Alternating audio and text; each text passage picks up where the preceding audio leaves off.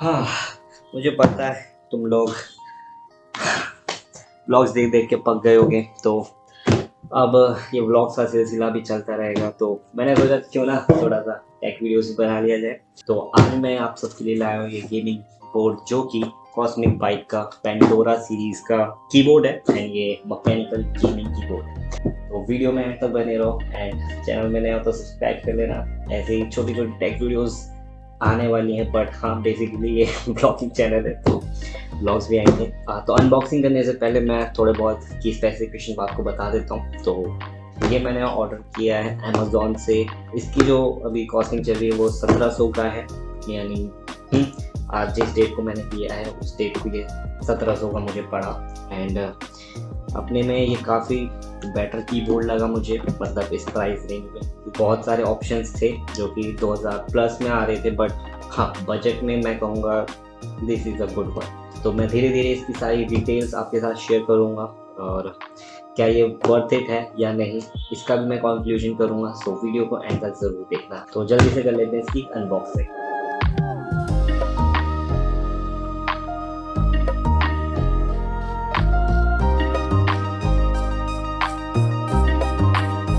तो ये है हमारा कॉस्मिक बाइट का पेंडोरा का बॉक्स एंड यहाँ पे लिखा है switch to god mode and यहाँ पर कुछ स्पेसिफिकेशंस है, की पॉइंट्स है, इसके हाइलाइट्स एंड बैक से कुछ ये इस तरीके से दिखता है। तो अब ज़्यादा वो नहीं करते, बॉक्सिंग कर देते। अनबॉक्सिंग में ज़्यादा कुछ है नहीं, इसका टेप है जो कि हम उखाड़ देते हैं।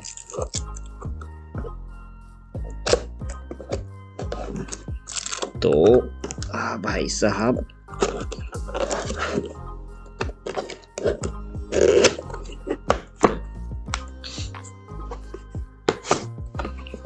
तो काफ़ी टाइट है। तो कुछ ऐसा अपना कीबोर्ड है, कुछ ऐसा अपना कीबोर्ड पैक होके आता है इसमें। तो यहाँ पे इसके 2 एक्स्ट्रा स्विच है, ब्लू स्विच ख़राब हो जाते हैं तो मे भी शायद इसको रख लेते हैं हम साइड में। और इसमें है ये की कैप पुलर, कच करके निकाल देने के लिए, इसको भी साइड में फेंकते हैं अभी। तो इधर है अपना ये कीबोर्ड अपने घूंघट में। तो घूंघट में से ज़रा निकाल फेंकते हैं अपने रानी जी को। तो अच्छा यार, गुड। बीच में लिखा है स्विच टू गेम मोड, अभी इसको भी करते हैं साइड में, घूंघट को फेंक देना। और इसमें ये इसका शायद से वो, हाँ ये इनवॉइस है और ये इसका मेन्यू कार्ड जो कि कोई पढ़ता नहीं है। बस इतना ही था इस बॉक्स में। आ जाते हैं अपने कीबोर्ड की तरफ, यानी इन मेहमान की तो बात कर लें अब। चलो, तो अनबॉक्सिंग हो गई है कंप्लीट। तो अब हम टेस्ट करते हैं अपना ये कीबोर्ड। तो जल्दी से इसको अपने पीसी के साथ कनेक्ट करते हैं एंड देन के स्पेसिफिकेशंस की बातें करेंगे। कीबोर्ड की बात करने से पहले हम इसके केबल की बात कर लेते हैं। तो केबल हमें मिलता है नॉर्मल टाइप ए केबल, और ये कोई हाइब्रिड केबल नहीं है। इसकी लेंथ 1.5 मीटर है। तो ओके, अगर आपका सिस्टम आपके मतलब पास में है तो दैट्स नाइस। अगर थोड़ा दूर है तो 1.5 इतना ओके, मतलब लेंथ ओके। बट अगर हम कीबोर्ड के फ्लेक्स की बात करें तो हम बिल्कुल भी नहीं है, मतलब ना के बराबर है। देखो मैं पूरी ताकत से मतलब मोड़ने की कोशिश कर रहा हूँ। तो इसमें तो ये पास होता है, मतलब इसका ये जो इसने प्लास्टिक मटेरियल और ये मेटल मटेरियल यूज़ किया है ये काफ़ी स्ट्रॉन्ग है, मतलब ताकत लगाने पे भी ये ट्विस्ट नहीं हो रहा। तो बिल्ड क्वालिटी के मामले में नाइस। और हाँ, ये एक कॉम्पैक्ट मैकेनिकल कीबोर्ड है, तो इसमें यहाँ पर नंबर पैड नहीं है। तो जो बंदे ई स्पोर्ट्स वगैरह में हैं, तो जो गेमिंग ताबड़तोड़ गेमिंग करते हैं तो उनके लिए तो ये कीबोर्ड अच्छा है। बट जो ऑफिस प्रीमिसिव में यूज़ करते हैं उनके लिए मतलब खाली खाली लगेगा, बोलेंगे यार कहाँ चला गया अपना नंबर पैड। तो बट अपन है गेमर, अपन है वीडियो एडिटर, सो अपने लिए इतना ही कीबोर्ड मांगता है। तो जल्दी से कनेक्ट कर लेते हैं इसको अपने पीसी के साथ और इसके आरजीबी इफेक्ट के मज़े लूटते हैं। तो ये हो चुका है ऑन। इसके सारे इफेक्ट्स मैं दिखाने वाला हूँ, इसके साउंड इफेक्ट्स मैं सुनाने वाला हूँ। तो अब बात कर लेते हैं इसके स्विचेस की। तो हमारे पास ये स्विच निकालने के लिए स्विच कैप पुलर है, तो इसको करके निकाल के आपको दिखाते हैं। कर लेते हैं डिस्कनेक्ट और ये डाला हमने, ये निकाला, यहाँ का हमने बटन निकाल दिया। तो ये जो मेरे पास कीबोर्ड है ये ओटाम्यू का ब्लू स्विच कीबोर्ड्स है, जो कि मेरा पर्सनल फेवरेट है। इसका एक और बड़ा भाई भी आता है जो कि रेड स्विच के साथ आता है। और जिनको कचर पचक आवाज़ नहीं पसंद, जिनको थोड़ा साइलेंट कीबोर्ड पसंद है बट हाँ वो मैकेनिकल कीबोर्ड चाहते हैं, तो वो रेड स्विच की तरफ जा सकते हैं। उसमें साउंड थोड़ा इससे बहुत कम है, तो वो मैंने वैसे ट्राई किया नहीं है, बट हाँ मैंने काफ़ी रिव्यू वीडियोस में देखे हैं। तो मेरा पर्सनल फेवरेट तो ये ब्लू स्विच वाला है। तो अपनी अपनी चॉइस है, अगर आपको रेड स्विच पसंद है या फिर ब्राउन स्विच पसंद है तो आप दूसरे ऑप्शन देख सकते हो। मैं तो ताबड़तोड़ कच कच कच कच करने का दीवाना हूँ, तो मेरे लिए ये कीबोर्ड A1 है। तो इसको वापस लगाना बहुत सिंपल है, बस इसको दबा देना है एंड ये लग जाएगा बड़े प्रेम से। ये जो कीबोर्ड है ये रेनबो LED लाइट्स के साथ आता है, मतलब इसमें पर की RGB नहीं है। मतलब हम इसके सॉफ्टवेयर के साथ कोई अपना कस्टम बटन में हम RGB नहीं रख सकते।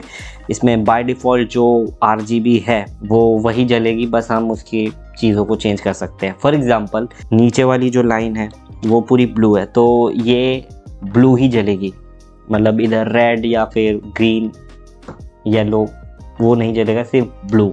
ऐसे ही इसमें लाइट्स को सेपरेट कर रखा है। बट हाँ इफ़ेक्ट्स इसमें बहुत सारे हैं जो कि इसके प्रीसेट्स में आते हैं। एक एक करके मैं दिखा देता हूँ लाइट्स इफ़ेक्ट्स एंड तो आप लाइट्स इफ़ेक्ट का मजा लो। तो लाइट इफेक्ट दिखाने से पहले मैं बता दूं कि ये एंटी घोस्टिंग कीबोर्ड है, मतलब आप इसमें एक साथ जितने भी बटन प्रेस कर लो सारे रजिस्टर होंगे at the same time. Pricing best लगा, एंटी घोस्टिंग लगा एंड RGB भी है। मतलब इतने बजट में वो प्रॉपर RGB नहीं आता, बजट थोड़ा सा बढ़ाएंगे तो 2000 के रेंज में एक अच्छा RGB कीबोर्ड हमें मिल जाएगा, जो कि बहुत सारे हैं। रेड ड्रैगन हो गए या कॉस्मिक बाइट के बहुत सारे ब्रांड्स हैं जो कि अच्छे कीबोर्ड्स बनाते हैं RGB वाले, जो कि मैकेनिकल कीबोर्ड्स होते हैं।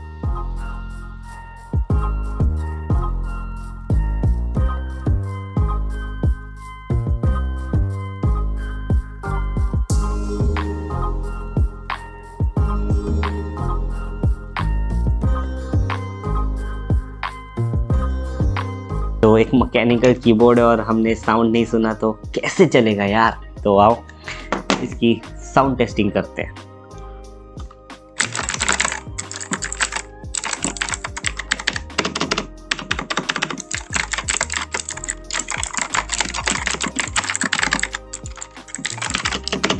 ये था तो साउंड इफेक्ट्स आपको कैसे लगे।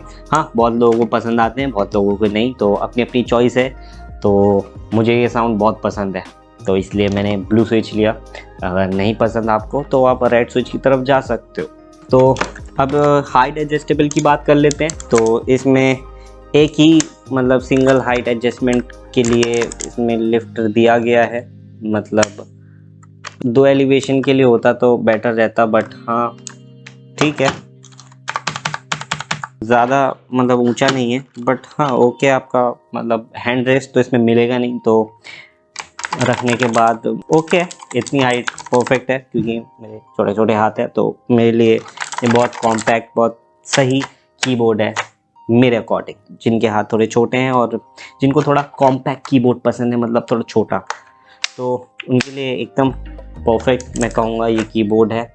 तो गेमिंग भी ताबड़तोड़ करेंगे। तो अब बात कर लेते हैं कंक्लूजन की कि आपको ये कीबोर्ड लेना चाहिए या फिर नहीं, या ये वैल्यू फॉर मनी है या फिर नहीं। सीधा सीधा मैं बोलता हूँ कि ये वैल्यू फॉर मनी है। 1700 यानी अंडर 2K के अगर आप कोई बेस्ट मैकेनिकल कीबोर्ड ढूंढ रहे हो मार्केट में, किसी ने स्पॉन्सर नहीं किया, ये मैंने खुद अपने 1700 रुपये खर्चे हैं इस कीबोर्ड के लिए। तो पर्सनल मुझे कीबोर्ड अच्छा लगा और चैनल में सिर्फ यही व्लॉगिंग आ रही थी तो मैंने सोचा थोड़ा टेक की तरफ भी मोड़ लिया जाए।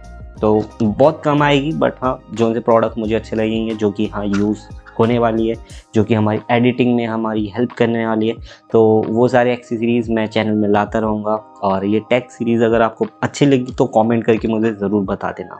खैर रिव्यूज़ तो आने वाले हैं नहीं इतने, बट फिर भी जो भी 2-4 भाई लोग आप देख रहे हो तो मुझे ज़रूर कमेंट करके बताना। हाँ, ये मैकेनिकल ब्लू स्विच है, ओटामियो के ब्लू स्विचेस है, तो इसमें कचक कचक करके आवाज़ आएगी। मैं इसको साइलेंटली नहीं चला सकता, चाहे मैं हल्का सा भी बटन प्रेस करूँगा तो ये मतलब साउंड छोड़ देता है।